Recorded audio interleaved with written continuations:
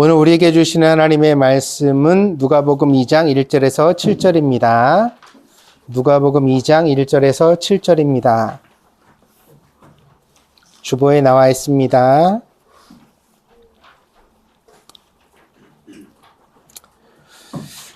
우리 같이 하나님의 말씀 봉독하도록 하겠습니다. 같이 함께합니다. 시작. 그때 가이사 아구스도가 영을 내려 천하로 다 호적하라 하였으니 이 호적은 구레뇨가 수리아 총독이 되었을 때 처음 한 것이라. 모든 사람이 호적하러 각각 고향으로 돌아가매 요셉도 다윗의 집 족속이므로 갈릴리 나사렛 동네에서 유대를 향하여 베들레헴이라 하는 다윗의 동네로 그 약혼한 마리아와 함께 호적하러 올라가니 마리아가 이미 잉태하였더라. 거기 있을 그때 해산할 날이 차서 첫 아들을 낳아 강보로 싸서 구유에 뉘었으니 이는 여관에 있을 곳이 없음이러라. 아멘. 이 시간에는 소망학교 어린이들 나와서 우리 특송해 주시겠습니다.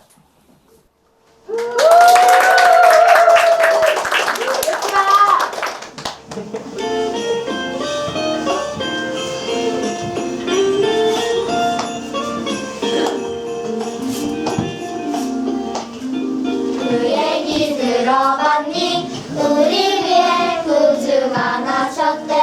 베들레헴 작은 마구간에서 태어나셨대. 아주 오래전부터 예언되었던 그 일, 오늘 바로 이뤄진 거야. 그 얘기 들어봤니? 우리 위해 구주가 나셨대. 베들레헴 작은 마구간에서 오늘 태어나셨대. 아무도 제약 가운데 버려둘 수 없어서 하나님의 사랑이 여기 내려오셨대.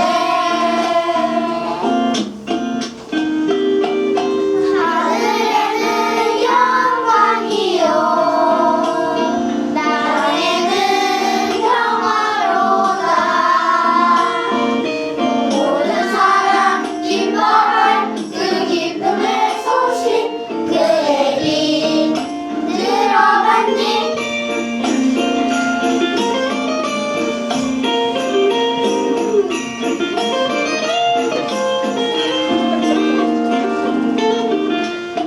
그 얘기 들어봤니? 우리 위해 구주가 나셨대. 베들레헴 작은 마구간에서 우리 태어나셨대. 우리 죄악 가운데 버려둘 수 없어서 하나님의 사랑이 여기 내려오셨대. 하늘에는 영광이요, 땅에는 평화로다. 모든 사람 기뻐할 큰 기쁨의 소식, 그 얘기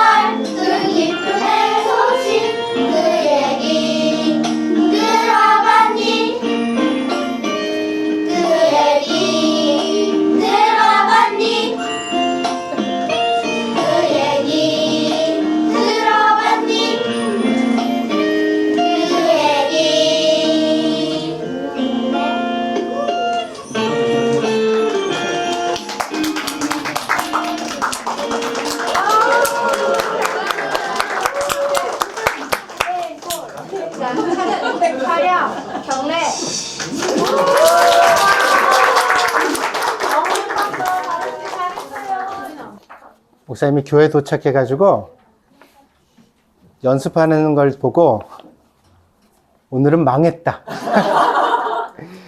응? 우리 오빈이 이러고 있고 재진이 인상 쓰고 목사님 보고서 오늘은 틀렸다 그랬는데 근데 막상 예배 때 하니까 너무 다 잘했어요. 그래서 역시 우리 소망학교 어린이들은 연습은 체질이 아니구나. 실전이 체질이구나. 그런 생각을 했습니다. 수고 많았어요. 그리고 우리 아이들이 찬양을 하니까 여러분들 표정이 그냥 크리스마스 선물을 벌써 받은 것 같아요. 엄마들, 아빠들 표정이.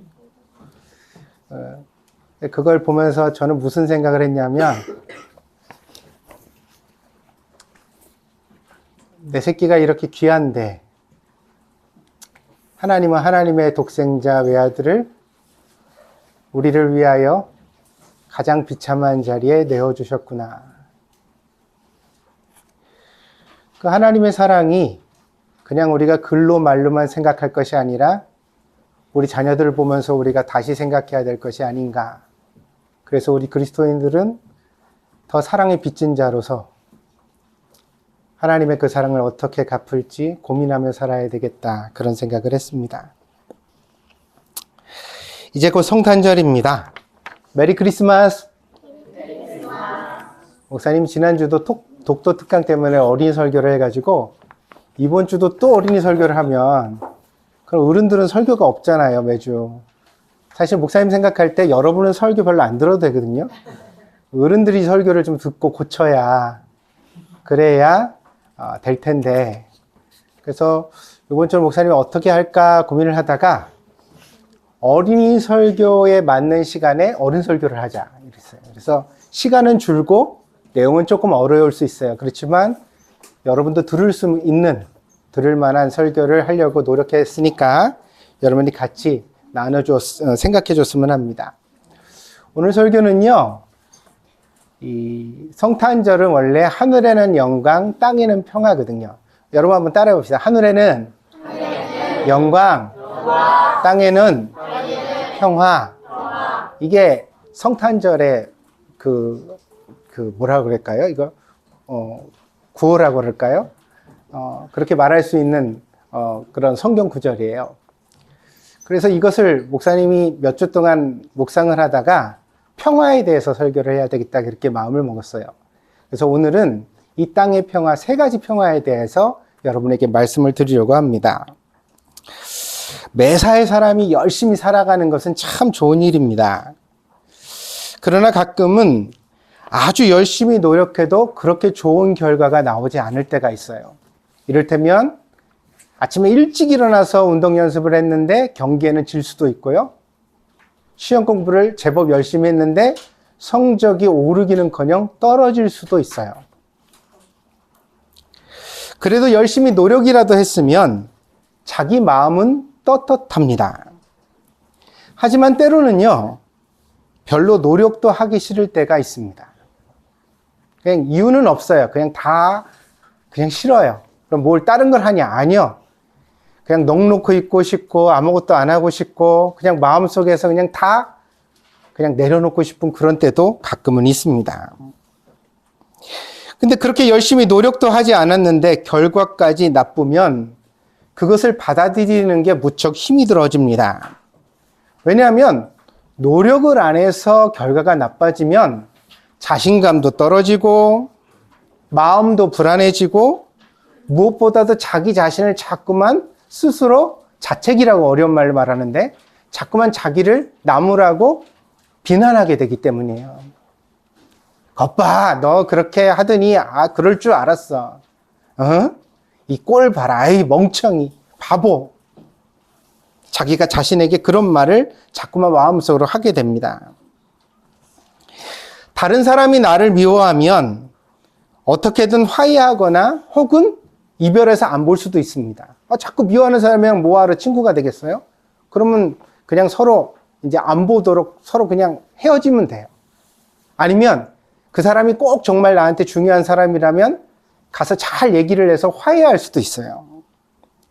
그러나 내가 나를 미워하기 시작하면 아무데도 도망갈 데가 없고 화해하기도 힘이 듭니다. 여러분은 오늘 이 설교 시간에 묻고 싶어요. 여러분은 자기 자신이 마음에 드십니까? 내가 괜찮아요? 나는 참 아침마다 거울 보면서 나는 참 멋진 것 같아. 이렇게 생각해요? 그렇게는 안 해요?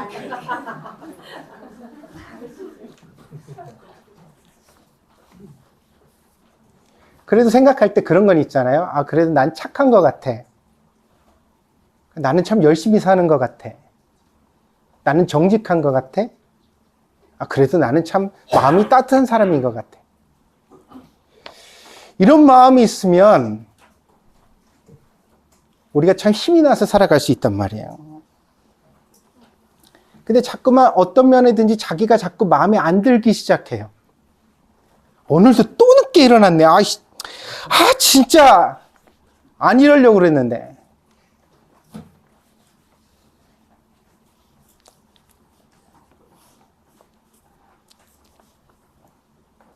있는 돈을 다 써버리고서 또 이렇게 써. 지난번에도 용돈 다 쓰고 나서 돈돈 없어가지고 쩔쩔 맸잖아. 그러니까 이제는 그렇게 안 하기로 내가 스스로 생각을 했잖아. 그런데 사고 싶은 거 생기면 못 견뎌가지고 그걸 또 사버리고 돈을 다 써버리고 진짜 나는 내가 마음에 안 들어. 너 도대체 어떻게 왜 그러는 거니? 왜 이렇게 사는 거니?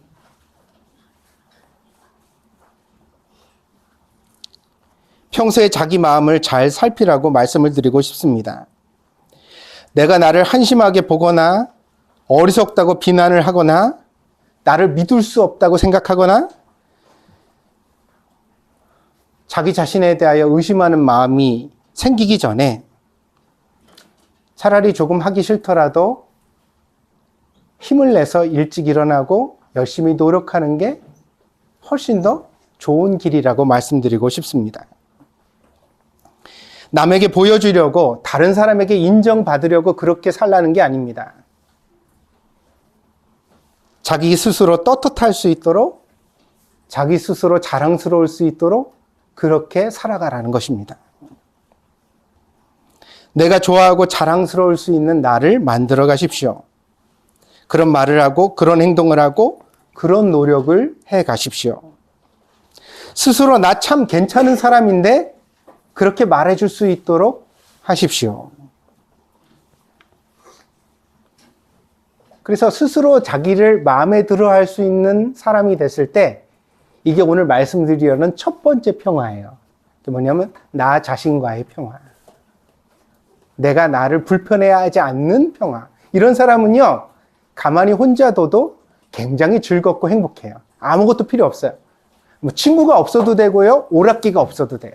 그래도 그냥 나 혼자 있어도, 가만히 있어도 내 마음이 이렇게 평화롭기 때문에 오늘은 내가 뭘 좀 해볼까? 요리를 할까? 청소를 할까? 그 모든 일들 가운데서 스스로 즐거울 수 있는 사람이 됩니다. 자, 이번에는 두 번째 평화를 말씀드리죠. 내가 꽤 괜찮은 사람이 되었다고 해서 늘 좋은 일만 생기는 것은 아닙니다. 여러분이 오늘 목사님 설교를 듣고 스스로 열심히 노력해서 아침에 일찍 일어나고 공부도 잘하고 성적이 잘 나오는 얘기가 아니야. 적어도 시험 볼 때 부끄럽지는 않았어야 돼. 내가 공부하지 않은 범위의 문제가 나오는 일은 없어야 돼. 이거 공부해 봤는데 기억이 잘 안 나. 머리가 나쁜 거지. 그럴 땐 엄마 아빠를 탓해.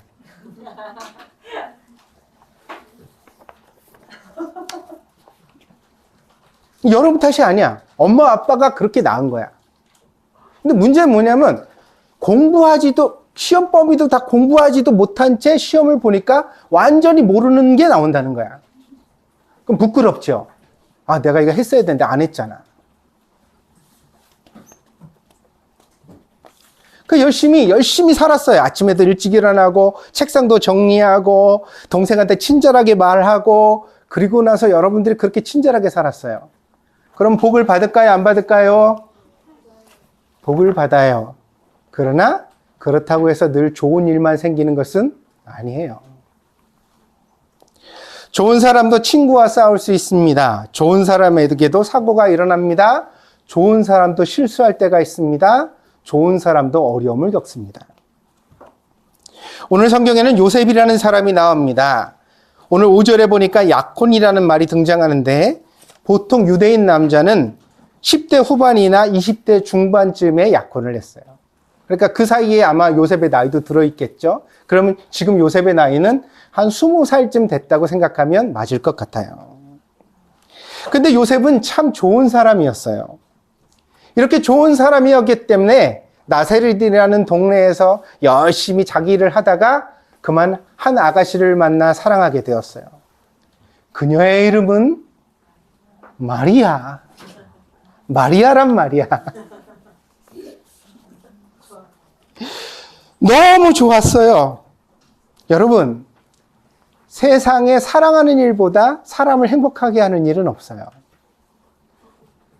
개그 콘서트도 재밌고 유튜브도 재밌고 오락기도 재밌지만요, 그거보다 더 재미난 게 있어요. 뭔지 알아요? 연애예요, 연애. 알았어, 태빈아?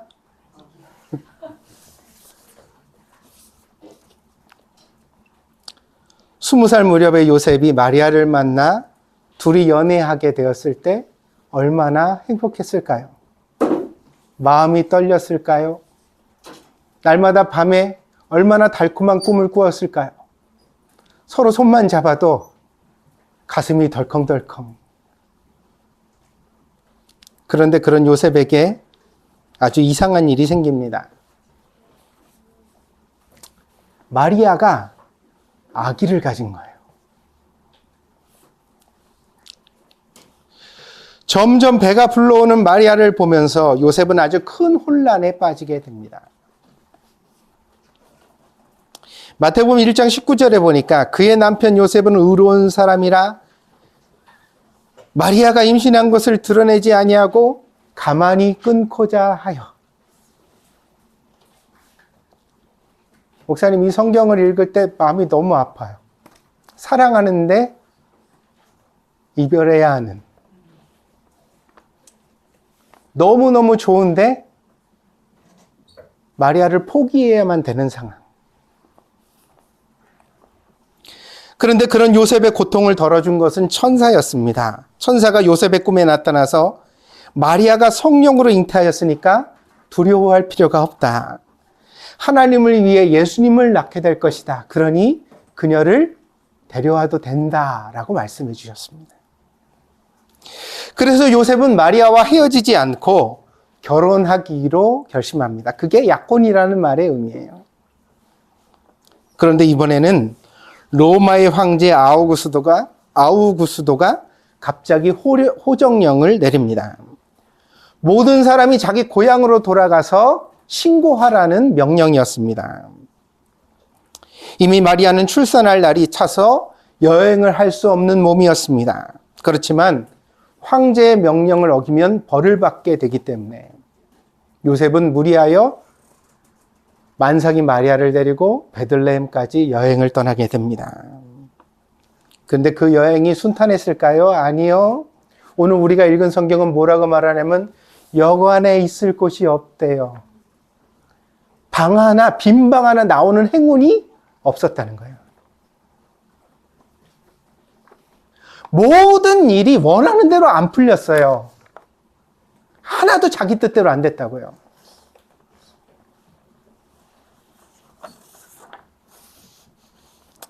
처음부터 끝까지 하나도 요셉의 마음대로 되는 일이 없었습니다. 요셉은 참 훌륭한 사람이지만 계속해서 이상한 일에 휘말려가고 있었습니다. 그의 노력과 상관없이 그의 상황이 점점 더 어려워졌습니다. 생각해 보세요.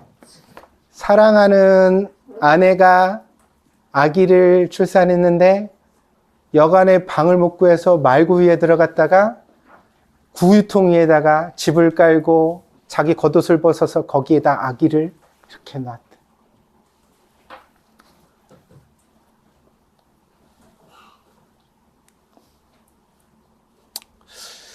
목사님도 지금까지 되게 가난이라는 것을 되게 많이 어려서부터 또 겪었고 많이 그걸 느끼면서 경험하면서 이렇게 나이를 먹었다고 생각을 하거든요.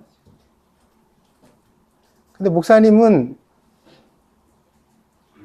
이 가난은 상상이 잘 안 가요.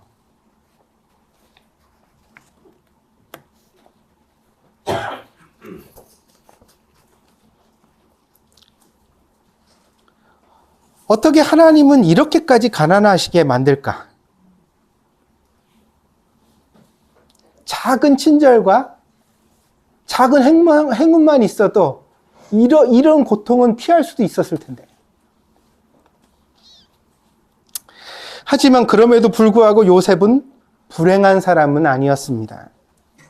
오히려 2000년이 넘도록 성탄절의 평화와 함께 우리는 마리아와 요셉을 기념하고 있습니다. 그래서 두 번째 평화를 여러분에게 말씀드릴 수 있어요. 두 번째 평화는 그리 아니하실지라도의 평화입니다.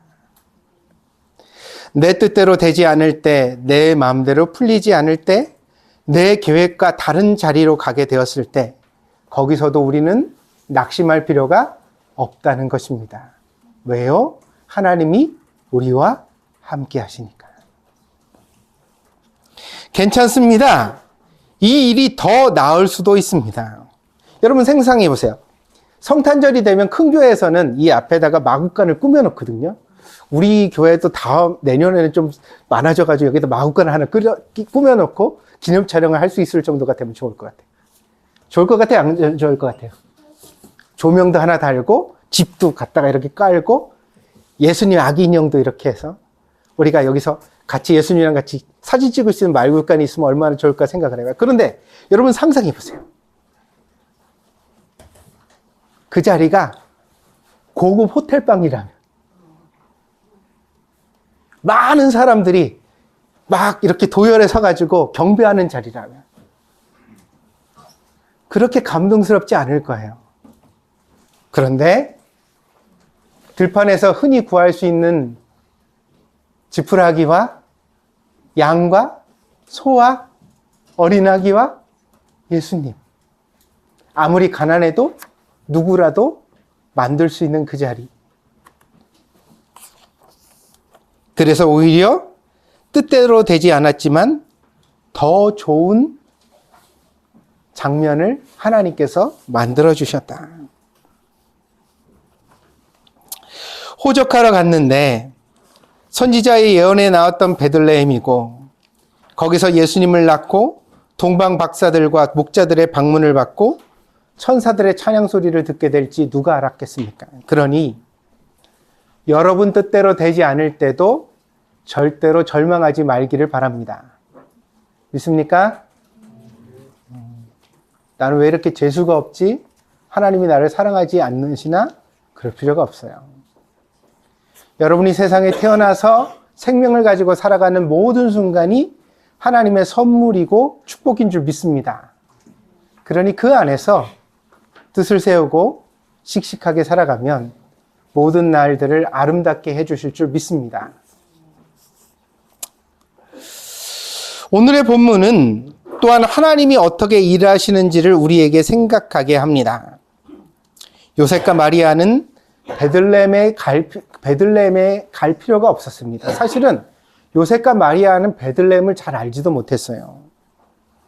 그런데 미가서 5장 2절을 보니까 베들레헴 에브라다야 너는 유다 족속 중에 작을지라도 이스라엘을 다스릴 자가 내게로 나올 것이라 그의 근본은 상고의 영혼에 있느니라.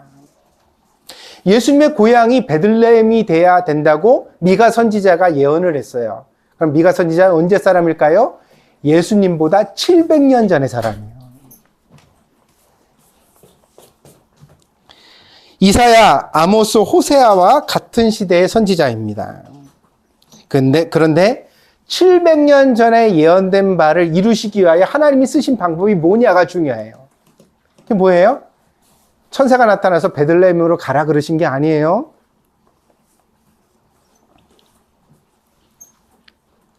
로마의 황제가 호정령을 내려 자기 고향 땅으로 가도록 만드시는 것이 하나님의 방법이었습니다. 사람들은 간단한 방법을 좋아합니다. 우리는 뭐든지 귀찮아해요.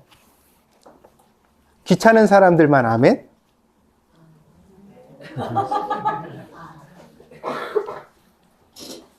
쉽게 해결했으면 좋겠어요.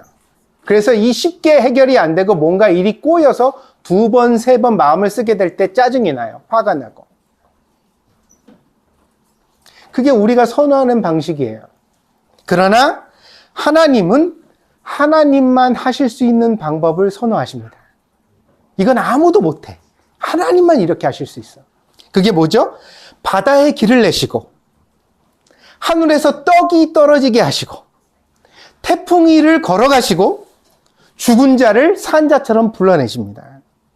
마른 뼈들이 일어나 군대를 이루게 하시고 지팡이에서 싹이나 자라가게 하시고 어린아이의 도시락으로 5,000명을 먹이시고 강도와 함께 십자가에 죽은 자를 높여서 만왕의 왕이 되게 하십니다. 그러니까 하나님의 방법은 우리가 이해할 수 있어요, 없어요? 없어요. 우리는 간단해야 좋은데 하나님은 그렇게 일하지 않으세요. 자, 여러분, 자녀를 키우는 부모님도 오늘 말씀 꼭 명심하십시오. 여러분이 원하는 대로 여러분 자식이 되지 않을 때도 하나님을 믿고 기다리셔야 합니다. 기도하셔야 합니다. 포기하지 말고 안 됐다고 절망하지 말고 이렇게 속으로 말하십시오. 오히려 이 일이 좋은 일이 될지 누가 알겠느냐. 믿습니까? 믿습니까? 자, 여기서 세 번째 평화를 여러분에게 말씀드립니다. 세 번째 평화는 믿고 의지하는 평화입니다. 아, 하나님의 은혜로 있을 데 없는 자, 왜 구속하여 주는지 난 알 수 없도다. 내가 믿고 또 의지함은 내 모든 형편 잘하는 주님, 늘 돌보아 주실 것을 나는 확실히 아네. 왜 내게 굳센 믿음과 또 복음 주셔서 내 마음이 항상 편한지 난 알 수 없도다. 내가 믿고 또 의지함은 내 모든 형편 잘 아는 주님, 늘 돌보아 주실 것을 나는 확실히 아네. 하나님을 믿고 의지할 때 여러분에게 평화가 임하게 될 줄 믿습니다.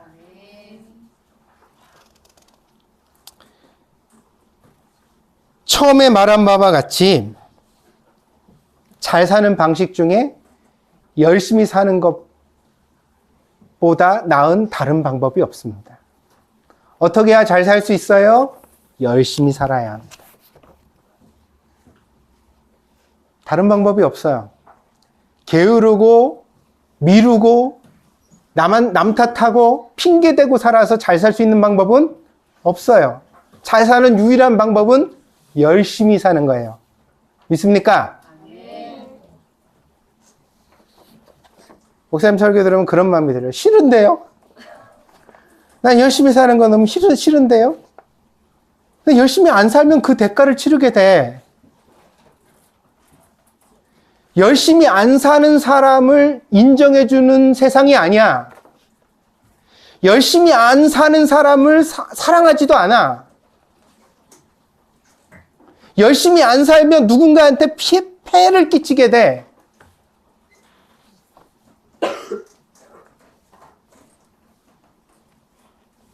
그러니 아이들도 어른들도 열심히 살아야 됩니다. 믿습니까? 엄마들 부지런해지세요. 아빠들 게으름 피지 마세요.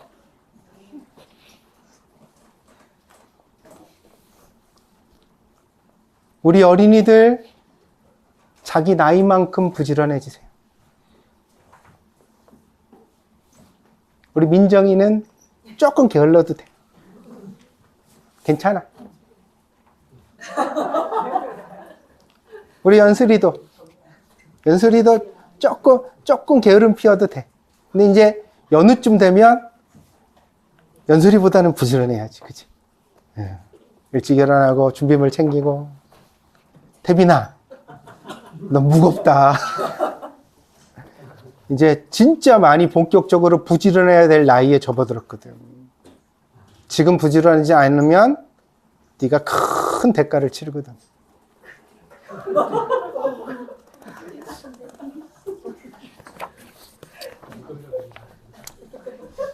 하윤이도 마찬가지고.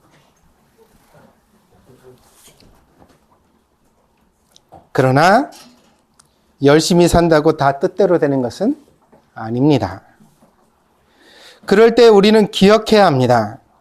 전능하신 하나님이 우리를 다스리시고 우리의 기도를 들으시고 우리를 선한 길로 인도하신다는 사실을 믿어야 합니다. 그게 믿음이고 그걸 믿기 위해서 우리는 교회에 나오는 겁니다. 열심히 사는데 왜 안 되냐? 그렇게 말하지 마십시오. 열심히 사는데도 안 된 수많은 사람들이 있습니다. 그러나 그들이 하나님을 믿고 끝까지 열심히 살면 마침내 그 결말은 아름답고 좋은 곳에 이른 줄 믿습니다. 내가 사망의 음침한 골짜기를 다닐지라도 해를 두려워하지 않음은 주께서 나와 함께 하심이라. 주의 지팡이와 막대기가 나를 안위하시나이다. 주께서 내 평생에 선하심과 인자하심으로 나에게 갚아주신다고 고백하였던 다윗처럼, 그러니 뜻대로 되지 않을 때도 절대로 원망하거나 불평하지 말고 절망하지 말고 힘을 내어 살아가도록 합시다. 하나님의 길은 우리의 길과 달라서 우리가 예상할 수 없는 곳으로 인도하시지만, 그러나 하나님의 대답은 언제나 우리의 생각보다 더 아름답다. 믿습니까? 우리가 이것을 믿고 의지할 때 우리 마음속에 하나님이 주시는 평화가 있게 될 줄 믿습니다. 염려하십니까? 때로는 그래도 괜찮습니다. 그러나 그 염려가 여러분의 믿음을 넘어뜨리고 여러분의 마음을 꼬꾸라지게 만들지는 마십시오. 염려하는 게 사람이지만 그 염려를 기도하고 하나님의 말씀을 들음으로 이겨내도록 합시다. 그래서 마침내 하나님이 주시는 평화를 모두 누릴 수 있는 우리 동경드림교회 모든 성도들이 되기를 바랍니다. 기도하겠습니다.